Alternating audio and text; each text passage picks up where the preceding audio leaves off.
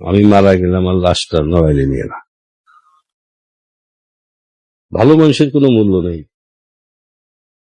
কেউ মূল্য দেয় না। রাজনীতিকে মূল্য দেয়, দলকে মূল্য দেয়, কিন্তু ভালো মানুষের কোনো মূল্য নেই। উনি কে চিনছেন? উনি হচ্ছেন এমন একজন ব্যক্তির বাবা যে আমার খুব প্রিয় একজন মানুষ। উনি হচ্ছেন বাংলাদেশের কিংবদন্তি প্লেয়ার মাশরাফি বিন মুর্তজা, যাকে আমরা বলতাম ক্যাপ্টেন ফ্যান্টাস্টিক।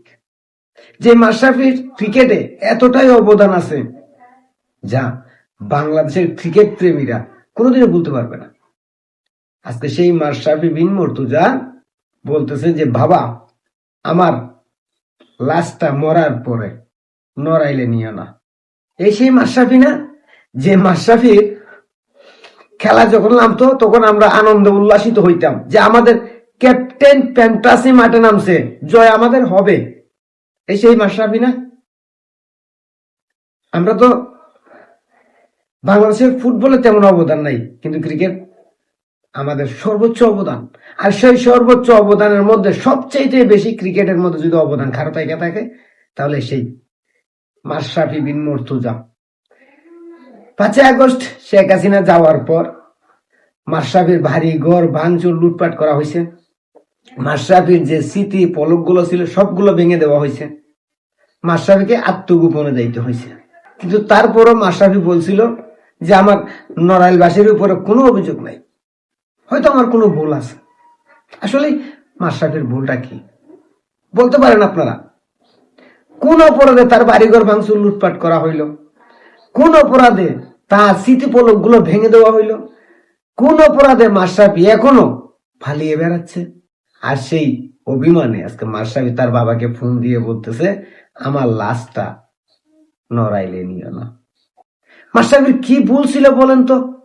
নড়াইলবাসী আপনারাই বলেন, মাশরাফি এমপি হওয়ার পর কোন গরিব অসহায় দুঃখী মানুষটার পাশে মাশরাফি যায় নাই? তার সঙ্গে হাত মিলায় নাই, তার সঙ্গে কুলাকুলি করে নাই, তাদের বুকে টাইনে নেয় নাই? কোন ব্যক্তিটা বাকি আছেন বলেন তো? মাশরাফি কি এমপি হওয়ার পর নড়াইলের কোন মানুষকে আঘাত দিছে, কষ্ট দিছে, ব্যথা দিছে, দূর করে তাড়াইয়া দিছে? দেয় নাই। তাহলে আজকে কেন মাশরাফিকে বলতে হচ্ছে যে আমার লাশটা নড়াইলে নিও না? মাশরাফির অপরাধটা কি? অপরাধ কি তার শুধু এইটাই যে সে আওয়ামী লীগের পক্ষ থেকে নির্বাচন করে এমপি হয়েছে, এইটাই তার অপরাধ? এইটা যদি মাশরাফির অপরাধ হয়ে থাকে তাহলে তো সার্জিস আলম, নাহিদ ইসলাম, হাসনাত আব্দুল্লাহ, আসিফ ভুইয়া, আসিফ নজরুল, ডক্টর ইউনূস সহ এনসিপিতে বহু নেতা, শিবিরের মধ্যে বহু নেতা যারা আওয়ামী লীগের সঙ্গে সরাসরি সম্পৃক্ত ছিল, তাদের কি করা উচিত বলেন আপনারা?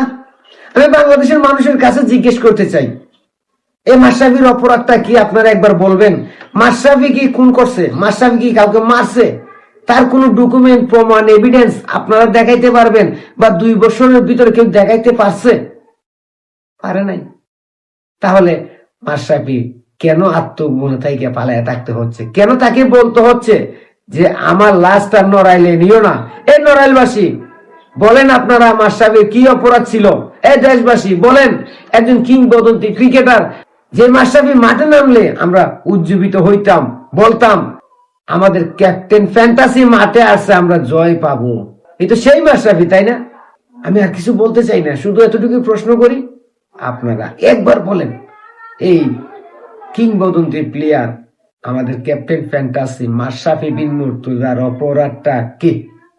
নড়াইলবাসী, দেশবাসী আপনারা একবার বলেন, একটা প্রমাণ দেন, একটা।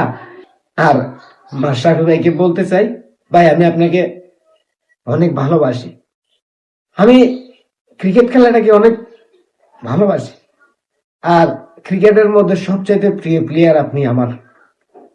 আমি আপনাকে অনেক মিস করতেছি, কারণ আপনি আমার খুবই খুবই প্রিয় একজন মানুষ, যার খেলা আমি কখনো মিস করি নাই। আজকে আমি আপনার কাছে অনুরোধ করতে চাই, আমার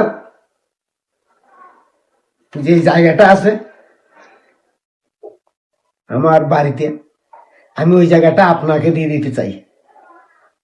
আপনাকে নড়াইলে যাইতে হবে না, আমার পুরো বাড়িটাই দরকার হলে আপনার জন্য আমি গুরুস্থান বানিয়ে দিব।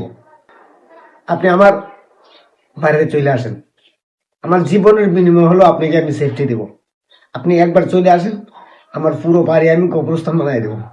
আপনাকে আমার বাড়িতে কবর দিব, দাফন করব, নড়াইলবাসীকে দিতে হবে না। আপনার কাছে অনুরোধ রইল, চলে আসেন।